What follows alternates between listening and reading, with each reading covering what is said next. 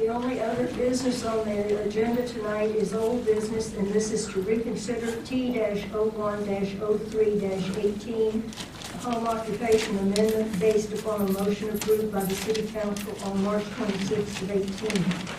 This is the home occupation we did last month, where we had the public comment and closed the public hearing, so it's up to us. Mr. Donner? Just a little bit of history. I know you all are familiar with it, but I just want to cover it real quick.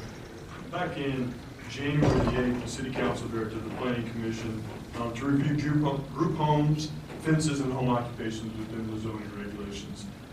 The Planning Commission and City Council have finalized and approved ordinance changes for group homes and fences, and that one leaves us with the home occupation amendments. Back in February, the Planning Commission, you all reviewed our current home occupation regulations and directed staff with some guidance and some ideas and some suggested revisions that you all would like to see. Back on March 7th, Planning Commission reviewed a proposed home occupation ordinance, conducted a public hearing, closed the public hearing, and then recommended approval of that ordinance to the City Council. On March 26th, the City Council reviewed the ordinance, took comment from the public as well, and discussed the ordinance at length. The City Council then had three options: either approve the ordinance, deny the ordinance, or send it back to the PC. Just want to make sure everybody understands those options are spelled out in state statutes and also spelled out in your own in the City of Merriam ordinances.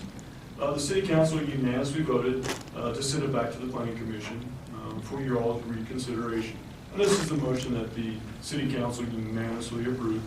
Councilmember Hands moved that the council return to the Planning Commission regulations on home occupations to reconsider Type 2 permitting and licensing and to clarify certain definitions of subjective terms. I just want to make sure that everybody understands that, first of all, this is the normal course of action here. This is, as I mentioned earlier, spelled out in state statutes. This is also how the City Council and the Planning Commission communicate back and forth. I would say that the City Council is extremely appreciative of your all's efforts. They're very grateful for the hard work that the Planning Commission has put into this, and they also are very respectful of your all's recommendations that they made to you. So I want everybody to say that, I want everybody to understand that, again, it's been a very amenable process, and again, this is how it's paid out in state statutes, and this is how you all communicate back and forth. So what we have this evening is Planning Commission, again, per state statutes, has three options.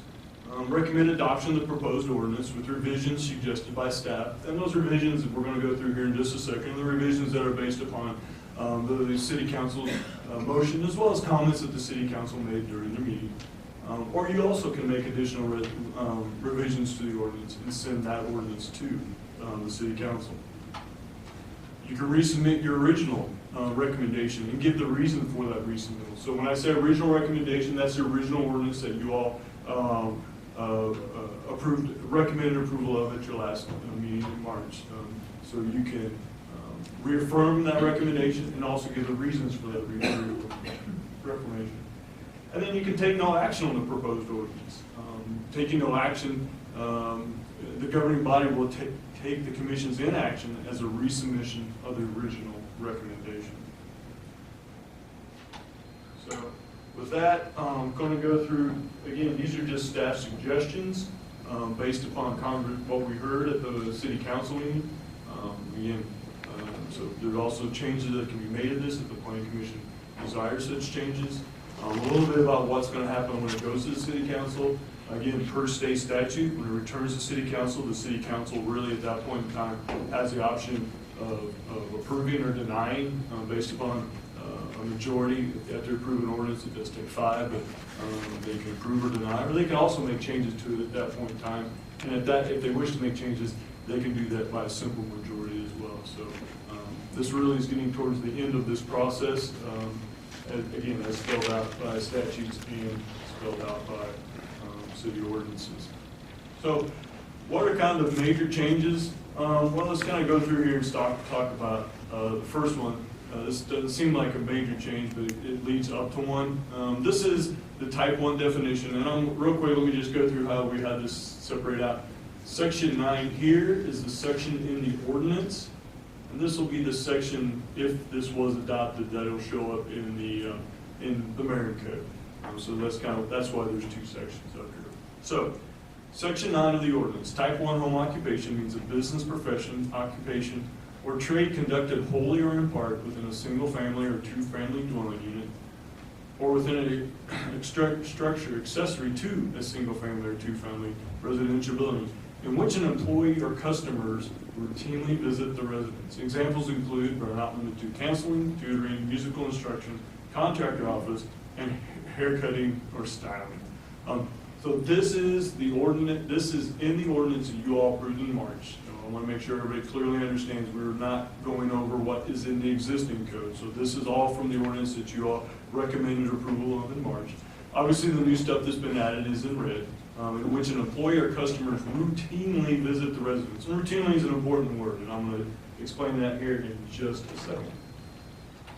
So the next one is the definition of type 2, and I'll just digress a hair. Type 1, if we remember, that's the more intensive home occupation. Type 2 home occupations are what we consider home offices. Type 2 home occupation means an economic activity involving no routine customers or employees in the premises.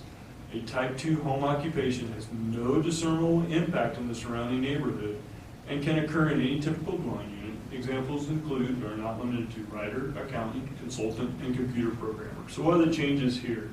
First of all, an economic activity. So we take home occupation and put an economic activity in there. Some of the comments we heard at the council were about, this is really something that folks do for an economic activity. So one of the things that we thought was appropriate to change in there was to add that. Really one of the biggest changes, or probably the biggest change of this, is that routine customers. The city council, during their conversations, there were concerns that a type 2 home occupation that maybe has an employee or somebody who helps the type 2 home occupation show up just out of the blue, once in a blue moon, I'd like to say, very infrequently. Or if they have a customer do the same thing, they don't want the type 2 home occupation to be in violation of city ordinance. So really thought the routine part would allow somebody to infrequently have assistance or help with their home occupation, or perhaps if a customer inadvertently showed up at their home occupation, they wouldn't be in violation of city ordinances. And then the last part, has no discernible impact on the surrounding neighborhood. Again, that is the city council, again, from what we heard from the city council, wanting to make sure that everybody understands that the type 2 home occupation doesn't have an impact on the neighborhood, and hence the reason there's perhaps should be a lower level of regulation from the city, because they don't have a discernible impact on their neighbors. So this is use limitations for type 1 and type 2 home occupation. Some of the things we heard were clarity in regards to definitions, clarity in regards to sections and things like that. So this is kind of one of the first ones here, or one of the main ones with the clarity. There should be no outdoor storage of stock in trade, vehicles registered with or classified by the Kansas Department of Revenue with a gross vehicle weight of over 14,000 pounds, equipment, machinery, or materials used in the business of the home occupation. Trailer parking done in accordance with this chapter is allowed. As you probably realize, that vehicle is registered with or classified with KDR. It's different than what's in your packet. What's in your packet was the 1 ton part, and really we did some research, and I'm going to talk more sensibly here at the end, but we did some research and we found much better guidance from the Department of Revenue in regards to trucks and what size they are and what they're used for. I will go through that at the end of my presentation. And then obviously trailer parking done in conformance to the chapter is allowed. That is a consolidation of this one here. So we took the bottom bullet point that's talking about storage of construction vehicles and large equipment and put it up into the top bullet point. I want to be clear that everybody understands the nuance here. On the bottom bullet point doesn't allow any storage of construction vehicles or large equipment, whether it's inside or outside. By folding it up into the top bullet point, that storage of those vehicles can occur at a home occupation, but it must be inside. Again, city council, if there's no discernible impact on the surrounding neighborhood, it should be something that's kind of the guidance that we went with when we were doing these revisions. So just want everybody to understand the nuance there. The middle bullet point, home occupation may not serve as headquarters or dispatch centers. You know, a lot of these home occupations are going to be the headquarters for the business, so it seemed to make sense to take out the headquarters part. So it really doesn't substantially change that bullet point. It just makes, again, just clarifies that you can't use your home occupancy as a dispatch center. This is probably the second biggest change between the adding in, allowing infrequent customers and employees. This is the second biggest change of all these. Type 2 home occupations, Type 2 home occupation permits. The revised ordinance you have before you eliminates what was previously Section 13, Type 2 home occupation permits. Eliminates that whole section, removes it. Really, as I mentioned earlier, the City Council really feels strongly that since Type 2s don't have any type of discernible impact on the neighborhoods, there is no reason the city should require a permit. So Type 2s, if this is approved by the City Council, Type 2s would not be required to get a permit from the city or Merriam home occupational license. So that is probably the second or one of the biggest change of all these. So use limitations for a Type 2 home occupation. Type 2 home occupation shall be conducted by persons residing in the dwelling. Took out with no outside assistance. Again, there were comments that every now and then, if a home occupation, a Type 2 home office, if someone wants to Skype in or someone wants to remote into a computer or something like that, that's outside assistance to the Type 2. So took that out. And again, as we mentioned earlier, there's a desire to give Type 2 some level of flexibility to have outside employees come in and help them, again, on an extremely infrequent basis. Be more like an outside consultant, maybe somebody's working on a database, they need somebody with some expertise to come in and give them some assistance. Again, added in no routine customers or employees, again, some clarification. And then this also is not in your packet. This is a very small change, but we think it again it adds towards clarity. Section 14, which is Section 74-473, just simply says home occupation permit renewal. We would like to add in Type 1 home occupation permit renewal. Again, clarifying that there is no Type 2 home occupation permit. So again, that's for clarity's sake on that. And then consistency. We went through in the previous, or the ordinance that you all approved had patrons, visitors, clients, and customers.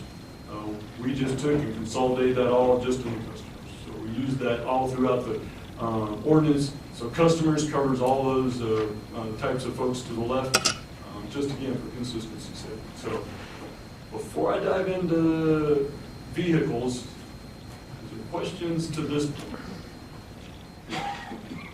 One comment, this removing the Type 2 permit is something that we suggested to the City Council last month with our motion to recommend that to them. No, that was removing the Merriam occupational license. No, I think we did both. No, it was just, I'm sorry, it was just a license. Okay, I'm sorry. It was just a license. I'm sorry, I thought it was the permit also. Yeah, so this is, so like if this will, yeah, Type 2s, if this is approved, Type 2s won't get a permit or a license. I've got one question. Sure. Last month, I think you discussed which adjacent cities require permits for Type 2, and it was most except for Overland Park, right? Correct. Is there a specific reason why, Shawnee would require one that Overland Park would choose not to? Overland Park doesn't have any occupational license. They have no business license for nothing. So that is a decision they made. It's something that they themselves have done. And I'll be frank, I think sometimes they probably struggle with it. I will tell you why. Having a business get a license requires them to come to the city and verify zoning. And that is the biggest thing, one of the biggest reasons for doing that. Obviously, other reasons are making sure we have contact information if there's a police call or a fire call, if there's an alarm, things like that. If there's other concerns we have that they can they can address without a city notices. But another reason is that they are, make sure that they are properly zoned, and also they meet building code. That's another big thing too. If you make sure that they meet building code. So, but no, Overland Park, no business license. Well, and for them, it would be a huge workload. Overland Park is Right. a city. Yeah, and it's one of those things that, you know, if you start on day one, I mean, day one when the city starts, you know, it's manageable, but at this point in time, it'd be very unmanageable. I shouldn't say unmanageable, it'd be probably a very costly thing for them to implement.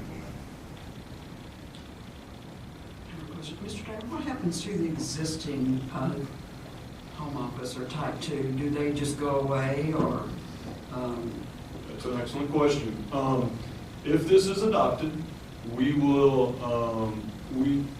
type 1s already have a conditional use permit that they've come through you all, so those are easy to say type 1s. And so conversely, it's easy to differentiate type 2s. If this is adopted, what we will most likely do is notify all the type 2s that they no longer are required starting next year. They will no longer have to get a Merriam occupational license, nor will they be getting a permit renewal from us because they don't need a permit. So we will notify everybody, no matter what the case is, once we have new ordinances in place. And I'm going to segue a little bit into this also. We have groups of folks out there who want ordinances in place so they can get into compliance. We've, since Thanksgiving, we've really forestalled a lot of people. In fact, we had one contractor come in this week. He was very adamant that he wanted to get in compliance and understood the situation, but I would say he's another individual I think wants to see some ordinances be adopted so they can get into compliance. So while we have time, we would like to see something move forward. I have a question. So for the type 2 occupations, what are the requirements then? We don't have to have a permit or a business license? There are requirements in there that they must meet, but really what will happen is they will not have an interaction with the city unless they desire to call us up, unless they have a problem, unless there's a complaint.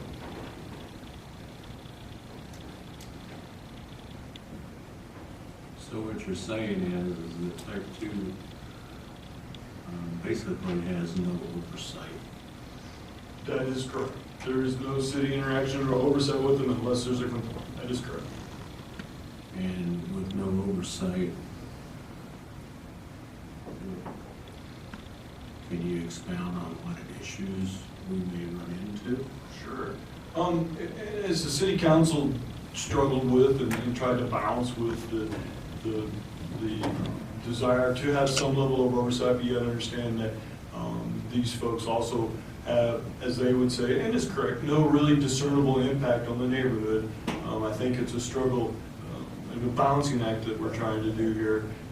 But one of the situations that could arise is that somebody's done a type 2 when they really should have made a type 1. And we're going to get complaints, and we're going to have to interact with those type 2s in a different fashion than if they'd come in and got a permit with them.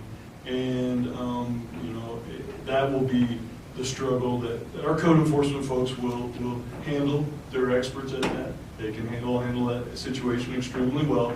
But that's probably the biggest outcome that could come about of this. Do I think that's going to be a regular occurrence? No. I do not think that's going to be a regular occurrence. I think that'll be an extremely infrequent occurrence. So are we at kind of catch you if you can? Catch me if you can? Again, we really, with the type 2s, won't have any interaction with them unless there's a complaint. I think it's more a case is you better be good or your neighbor will catch you. Well, I like to believe in human nature. I do too. And I like to believe people are going to be good and they're going to do what they need to do and whatever. But unfortunately, in the business that I'm in, okay, my former business is that people seem to like to stretch it. You give them an inch, and I can almost guarantee you that they're going to take 12 inches out of this, and then they're going to take 24, and then we're going to be exhausting city's time to figure out how we're going to rein this in. Bill, there was one complaint, one, the whole city. Understand? Understand? This is not a raging issue that demands our attention. Yeah, if I may interrupt just a little bit. One of the reasons that we don't have complaints is because we are out there working with folks. Again, I think it's going to be an infrequent situation. And the community development enforcement staff are very good at handling this. And obviously the other thing is, I told the city council, is that if there is a reason, if the community finds that the situation is not working, if not permitting type 2s is not, planning commission can always initiate an action to consider revising the ordinances. And I think that's what we all need to remember, everybody, that we always have, that the planning commission and city council always have the ability that if they see a problem to initiate a change to the ordinance. So with that, I think we just need to be mindful of that.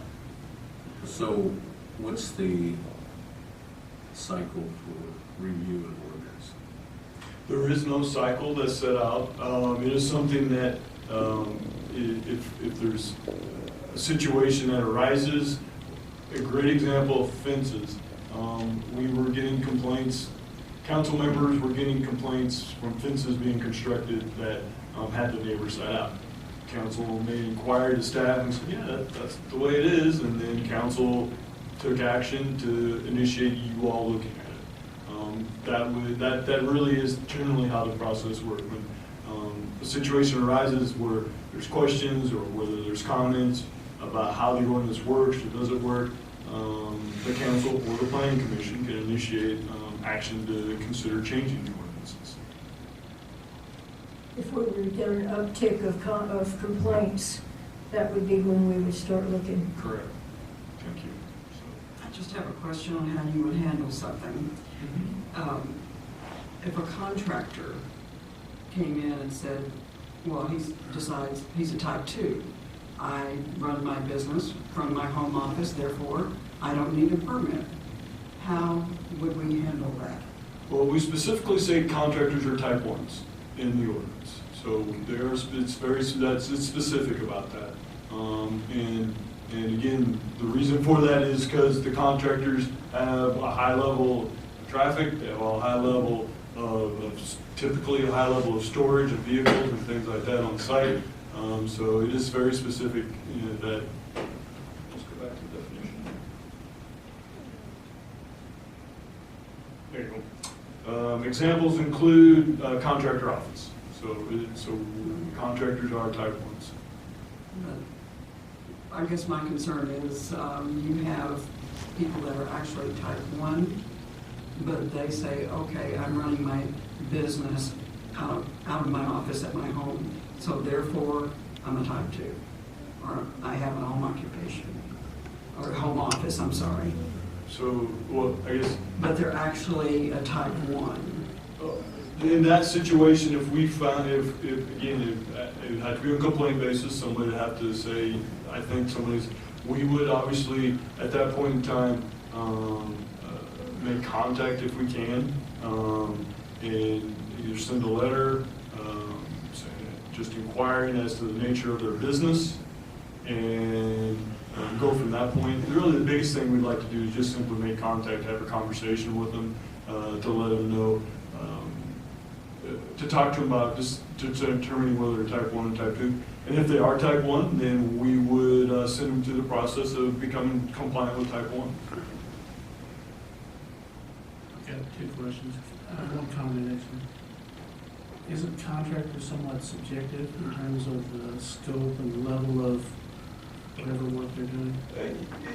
Really, from our perspective, a contractor is somebody who is in the building trade, who has like a Johnson County contractor's license, or is doing in the trade, such as flat work for concrete and fencing and things like that. That covers the majority of it. If they're a JCCL or if they are Johnson County contractor license, or if they're a fencing, or if they're a flat work person, somebody that's going to require a building permit, they're going to be considered a contractor. And then my question is, could you quickly summarize the process for a type 1 permit, what someone needs to do, and just kind of run through it real quick? I can. If I think I have this down in my memory, so I apologize if I miss something. If someone's a type 1 contractor, excuse me, a type 1 home occupation, they will need to complete an application. Part of that application process will require them to certify that they will comply with the conditions of being a type 1. That's all of the use limitations that we've covered. They will then need to send a notice to everybody within 200 feet of the property. That notice will be sent first-class mail. Just something a little nuanced, on the permit application, if they are a renter, they will need to have the property owner sign the permit home occupation application. So the property owner will be the one signing for it. Again, as I mentioned earlier, they will send notification to everybody within 200 feet. The letter, I believe, says that anybody who receives the letter has, I think, 10 days to provide comment to city staff. Understand the letter also says that it's only comment. Neighbors don't have the ability to veto the issuance of a home occupation permit. So staff then will wait the 10 days. By the ordinance, I believe we're required to, within 15 days, to provide a decision on it. But staff will wait the 10 days to get any comments. No comments, no concerns. We issue the home occupational permit. And then the permit is good, provided that there's no complaints or there's no change in the way the business is operated. The permit is good for 5 years, and then it'll automatically renew after 5 years. Again, that's very much the same process that we follow right now for approving home offices. So it's something that we already are doing now. Come before us and we decide. With the type 1s, currently, yes, type 1s come before you. Under the proposed regulations, type 1s are all at the staff level. And unless, I'm sorry, I believe you're asking, I know, it would come before you all if there is if someone wants to appeal staff decision regarding issuance of a permit. So that's how it would come before you all. We'll final decision. Yes, you are still the backstop for anybody who has an appeal on staff's We decision. can go to city council at any point.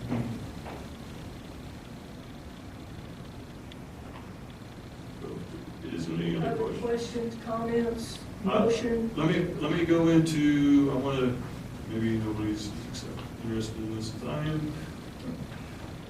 I will tell you my interest in this. 2 years ago, the Department of Revenue changed the way they classified commercial vehicles. It made it a little bit tougher for us to enforce some parts of our codes. We, at that point in time, tried to get Department of Revenue to provide us definitions. We couldn't really get any definitions on it. Just took a look the other day, and Department of Revenue has provided some really good definitions of what they consider to be commercial vehicles. And I think it's important because we're talking about commercial vehicles in context of home occupation. So we want to be clear as to what we are and aren't allowed. First of all, just ask everybody to put away all the ideas and things you hear on TV about 3/4 ton, half ton, and all that good stuff. What we're going to really talk about is gross vehicle weight, which is GVW. What gross vehicle weight is, that is the amount of weight that the truck is capable of carrying per its specs, including the weight of the vehicle. So if you have a truck that weighs 7,000 pounds, it can carry 6,000 pounds. You have a truck that has a 13,000 pound gross vehicle weight. So we're not talking about towing capacity. We're just talking about what the vehicle will carry. Again, these are the Kansas Department of Revenue definitions. So a heavy duty truck, they consider to be any truck that's over 33,000 pounds. And again, why it's important that Kansas Revenue keeps track of these things, because this is how they do the taxing and the license these vehicles. A medium-duty truck is a truck with a gross vehicle weight between 14,001 and 33,000 pounds. And a light-duty truck is a gross vehicle under 14,000 pounds on a 1-ton chassis. So that is a lot of trucks. So what that is, those large dually trucks you see out there, I looked them up, and I'm sure you won't be surprised that those vehicles are all rated at just under 14,000 gross vehicle weight. So what we're talking about is very large trucks. So as the ordinance is currently written, somebody with a large dually truck that they use in their home occupation would be allowed to have it on site. Let me give you, I found a really nice Did it mention axles? no, it just mentions that gross vehicle weight, that's all mentioned. Here we go. This is not from the Department of Revenue, so it has a class 1, class 2, and class 3 on there, and others. That is not something that Department of Revenue uses.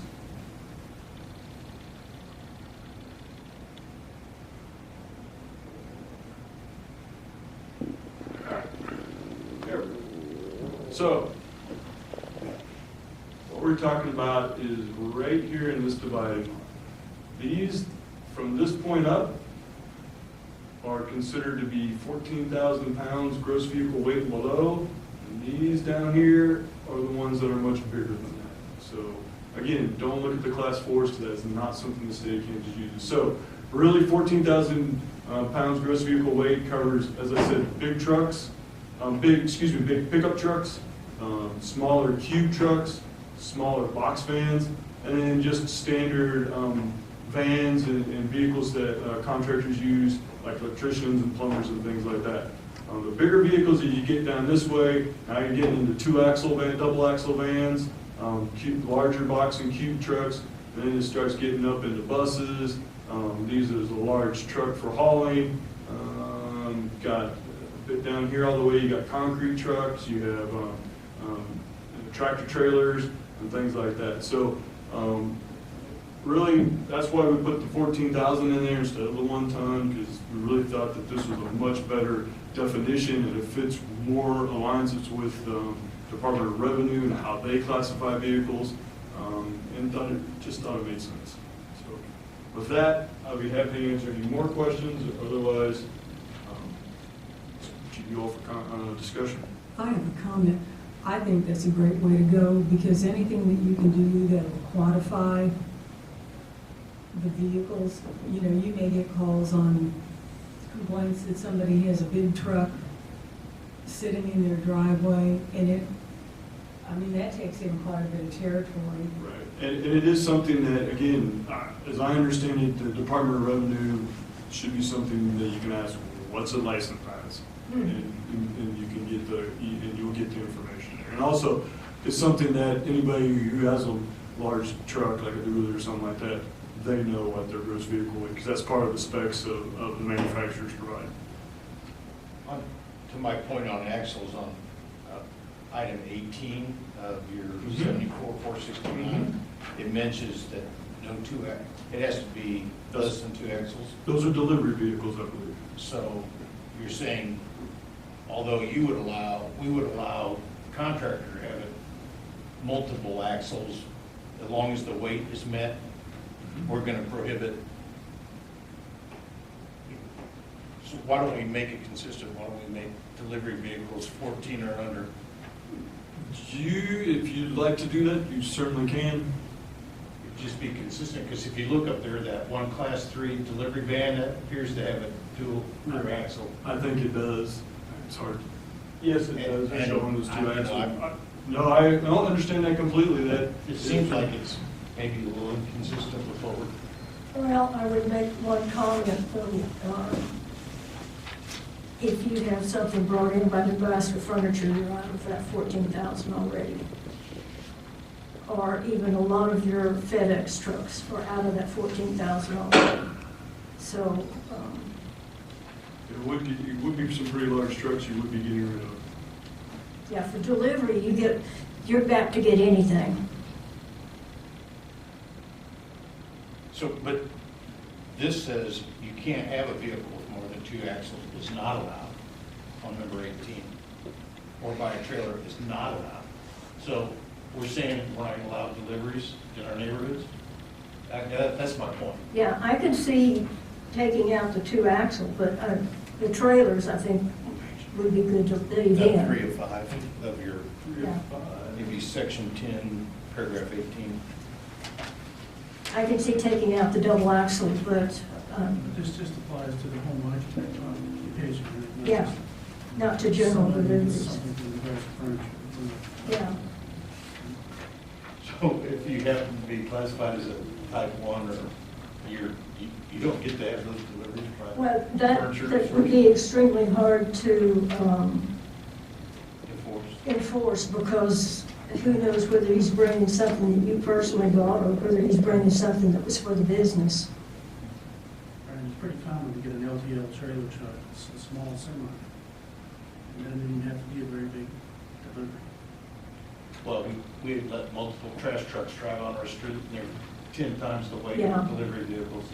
Yeah. Well, and again, just a little bit on delivery vehicles, and if there's a desire to change that, I would simply just take out the 2 axle part. But the idea behind that is also the idea of wanting to make sure you keep the neighborhood as a neighborhood, and not as someplace where the contractor's getting regular deliveries by a tractor trailer of large stuff. Do we have verbiage about the regularity? No, we don't. Again, Because that's what we want to prevent, right, is the habitual delivery of my large truck. right. Something along the lines of no more frequently than once a week. If so desired. And that's what the statement says, that 2 axles or by trailer is not allowed. That's the way it reads. That's what we're debating on taking out and just making it, the deliveries are allowed only no more than once a week or some frequency. And leave in the part about normally perform deliveries or pickups in residential neighborhoods. Yeah, That's, I would, yes. yeah. Yeah.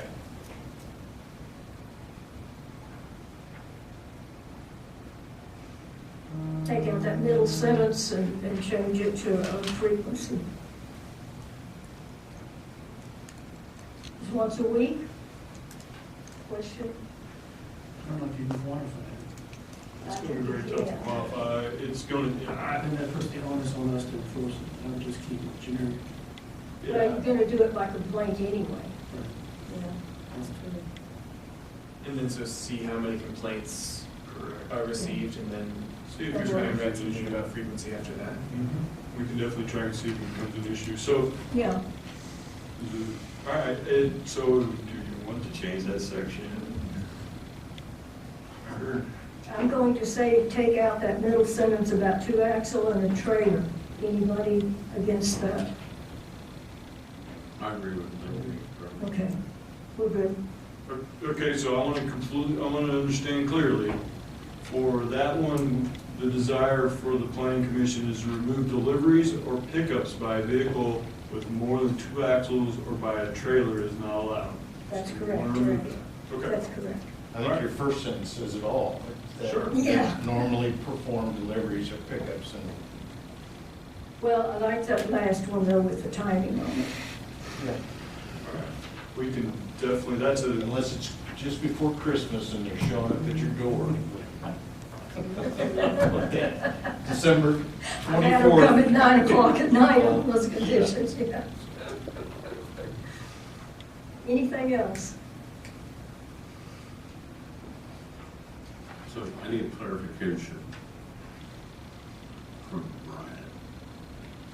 If we take no action except for 18 and send it back to city council, is that, can you take no action like that? you, And if you want to change anything in the ordinance, you're going to have to take action.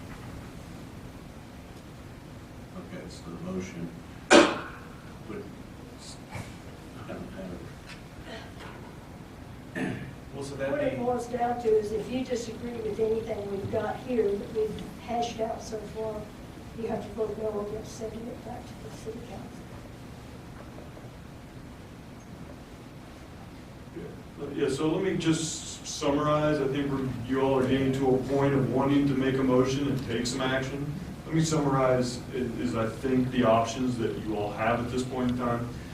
You have the first option of recommending approval of the revised ordinance that I put before you this evening with three changes.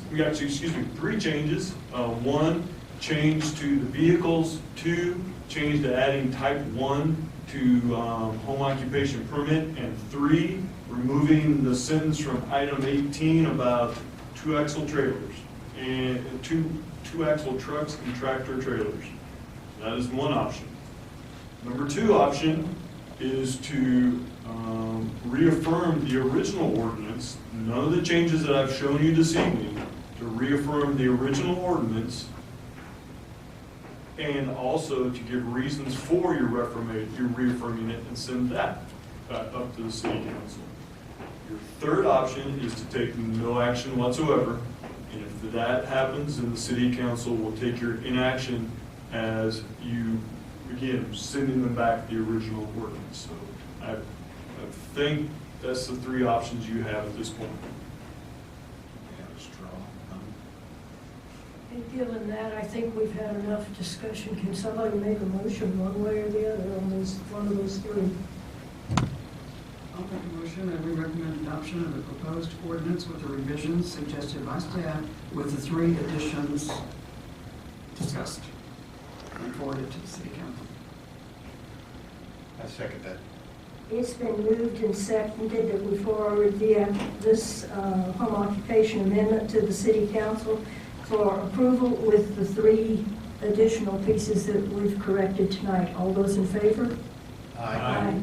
Opposed? Thank you.